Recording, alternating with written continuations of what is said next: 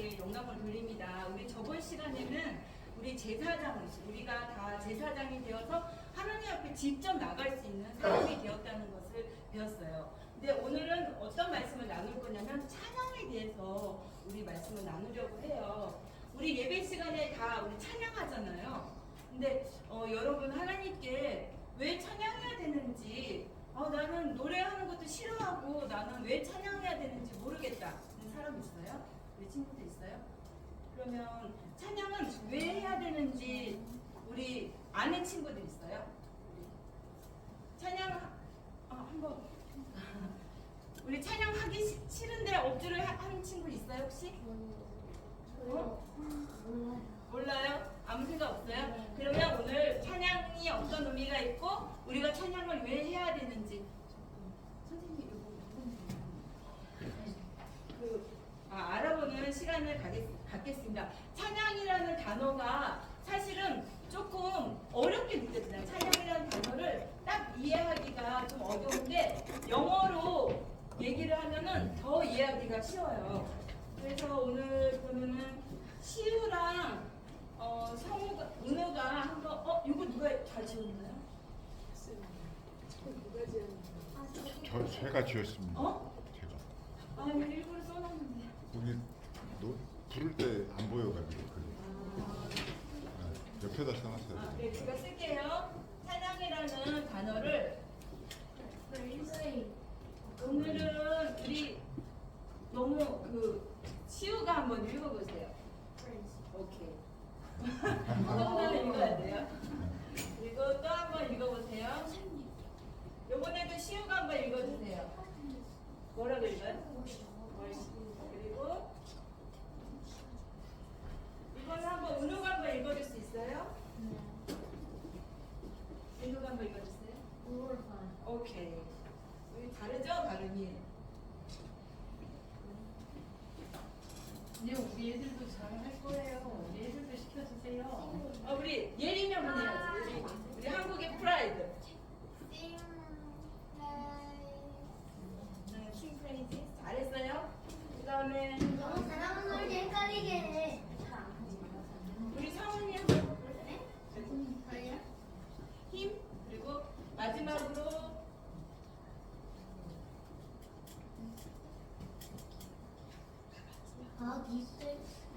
이거 우리 누가 해볼래?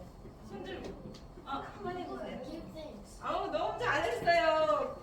전도사님이 시우 발음과 귀가 녹아요. 그래서 우리가 찬양이라는 말을 우리가 딱 하면 찬양 이게 무슨 의미지? 근데 영어로 하면은 더 우리가 의미를 잘 알 수가 있거든요. 프레이즈라는 말은 칭찬하다, 가치를 높이다라는 어원에서 시작된 말이에요. 그리고 월십은 경배하다, 하나님의 가치를 인정해 드리는 거를 월십이라고 하고, 글로리파이는 영감을 돌려드리는 거, 그리고 싱프레이즈는 찬송하는 거.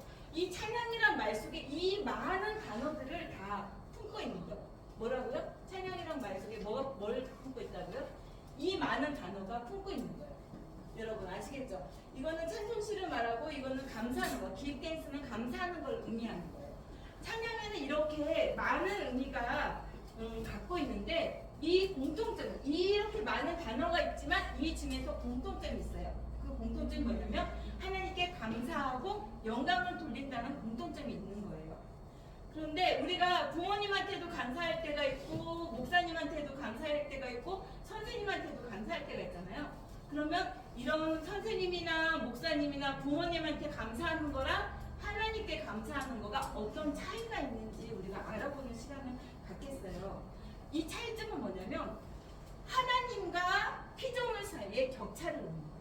우리가 엄마한테 선생님한테 감사할 때는 감사합니다 이렇게 할 수 있잖아요. 그렇죠? 그거는 엄마와 그 선생님과 나가 똑같은 인간이라는 의미가 있는 거예요. 무슨 말인지 이해가 되세요? 우리 예림이 이해가 돼요? 똑같은 인간 사이에는 감사합니다 이렇게 할 수가 있어요. 근데 하나님은 천지를 만드신 하나님이고 우주보다 크신 하나님이고 모든 것의 주인 되는 하나님이에요. 근데 하나님께 하나님께 감사하는 표현을 할 때 인간과 인간대에 하는 감사랑 하나님의 인간인데 하는 감사가 똑같을 수 있을까요, 여러분? 똑같으면 안 됩니다. 알겠죠? 그럴 때는 우리가 인간으로서 하나님을 찬양할 때는 그것을 바로 찬양이라고 하는 거예요. 그 찬양을 할 때는 구약시대에 보면은 비파와 수금으로도 하고 소고치며 찬양하기도 했어요. 그래서 전도사님이 오늘 그 비슷한 악기들을 갖고 와봤어요. 플루트 한번 갖고 와봤고, 탬버린도 한번 갖고 와봤어요. 탬버린도 갖고 와봤고, 이것도 소고치면서 이것도 한번 갖고 와봤어요. 이것도 갖고 와봤어요. 그래서 그 하나님을 찬양하는 때 너무나 감사해서 이런 악기를 통해서도 하나님을 찬양하고 춤을 추면서도 하나님을 찬양하는 표현한 거예요. 그거는 하나님의 높으신데 우리의 낮음의 차이가 바로 찬양이에요. 뭐라고요? 하나님의 높으신가 우리의 낮음의 차이가 뭐라고요? 찬양이에요. 그게 사람과 사람, 우리가 부모님한테 감사하고 선생님이랑 감사하는 거에 다른 점이 바로 그게 있어요. 그래서 구약시대에는 그런 찬양을 기쁨으로 표현했던 장면이 있는데 그 중에 한 장면이 뭐냐면 언약궤라는 하나님의 임재가 있는, 하나님의 이름이 있는 언약궤가 있었는데 그 언약궤를 전쟁을 통해서 빼앗겼어요. 그래서 그 언약궤가 어디에 있어야 돼요? 성소에 있어야 돼요. 성소에 있어야 되는데 성소에 있어야 되는 언약궤가 빼앗겨가지고 일반 사람의 집에 있었던 거예요. 아비나답이라는 사람의 집에 있었던 거예요. 근데 그 빼앗긴 시기가 무려 20년이나 됐어요. 근데 20년 만에 그 언약궤로 도로 찾아오는 그런 사건이 일어나요. 그래서 그 사건이 일어났을 때 다윗이 하나님께 너무 감사한 거예요. 그래서 어떻게 찬양을 했냐면 춤을 추면서 찬양한 거예요. 전도사님이 여러분 앞에서 율동을 하면서 찬양하잖아요. 그건 여러분한테 예쁘게 보려고 그렇게 율동을 하는 게 아니라 하나님께 온몸을 다해서 찬양을 하는 거를 여러분한테 밝혀주는 거고, 전도사님은 춤을 추고 싶은 거예요. 왜냐하면 구원받은 다음에 이 구원의 기쁨이 너무나 놀라웠기 때문에 자꾸 춤을 추고 싶은 거예요. 전도사님은 절대로 그 몸치라서 아무것도 몸을 움직이지 않은 사람인데 구원받은 다음에는 자꾸 춤을 추고 싶어졌어요. 그래서 다윗이 그 언약궤, 잃어버린 하나님의 임재를 찾아왔어요. 20년 만에. 어땠을 것 같아요? 다윗의 마음이. 우리 사모님 다윗의 마음이 어땠을 것 같아요? 너무 기뻤을 것 같아요. 그거 어떻게 표현하죠? 우리 다윗 전도사님 한번 나와볼게요. 그래서 다윗이 너무나 하나님을 사랑했고 하나님과 마음을 합한 사람인데 너무나 기쁜 거예요. 그래가지고 다윗이 왕의 왕복을 벗었어. 왕복을 벗고 왕복을 벗고 에봇이라는 그 제사장이 입는 그런 기본적인 이런 옷을 입고 춤을 췄어요. 춤을 춰야죠.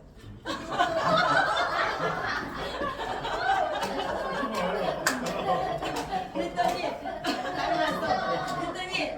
소봇이 다 보려고 그랬어요. 그래서 그 아내 미갈이 다윗을 흉보는 그런 장면이 나오거든요. 근데 이와 같이 이제 다윗은 들어가주세요. 이렇게 구원의 기쁨은 너무나 놀라운 거예요. 구원의 기쁨은 너무 놀라웠기 때문에 내가 만약에 비행기가 있어. 비행기가 사고를 당했어요. 비행기가 사고를 나서 비행기가 추락했어. 그래서 불이 났어. 근데 승객에 257명이 다 죽었는데 그 중에 한 명이 그 불 속에서 걸어서 나오는 장면을 제가 봤어요, 진짜. 인터넷에서. 그러니까 다 죽었는데 한 사람이 진짜 걸어서 나온 거예요. 어떻게 됐는지 설명할 수가 없는 기적이에요. 그 사람이 어떨 것 같아요? 춤을 추는 거예요. 너무 기뻐서. 그러니까 구원을 받는다는 것은 그런 불구덩이 심판과 죄악과 그 어둠으로부터 건져진 거예요. 그렇기 때문에 춤을 추고 싶은 거예요. 그거 비행기에서 불 속에서 걸어가는 인터넷 영상 저희한테도 보여주시면 안 돼요? 전도사님 찬양 보여줄게. 그래서 전도사님이 구원받은 다음에는 어떤 소리가 들리냐면은 예루살렘 성에서 예수님이 입성을 했을 때 막 사람들이 호산나 다윗의 자손이여 하면서 찬양을 했어요. 그랬더니 시끄러워 왜 이렇게 떠들어요? 그리고 예수님한테 그 불평을 했어요. 바리새인 하나님 사랑하지 않는 사람들이 불평을 했어요. 그랬더니 예수님이 저들이 찬양하지 않으면 돌들도 찬양한다고 했어요. 그러니까 우리는 존재 자체가 찬양하기 위해서 지어진 존인데 전도사님이 구원을 받은 다음에 무슨 소리가 들리냐면 자연이 하나님을 찬양하는 소리가 들리기 시작했어요.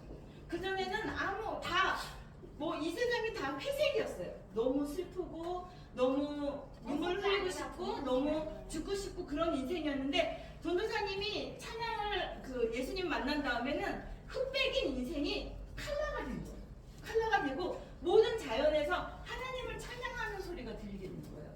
그래서 나비가 날아다니면서도 찬양하고 나무가 손을 들고 있고 손을 들고 찬양하는 것 같고 꽃들이 예쁜 얼굴을 뽐내면서 하나님을 찬양하는 소리가 들리게 되었어요.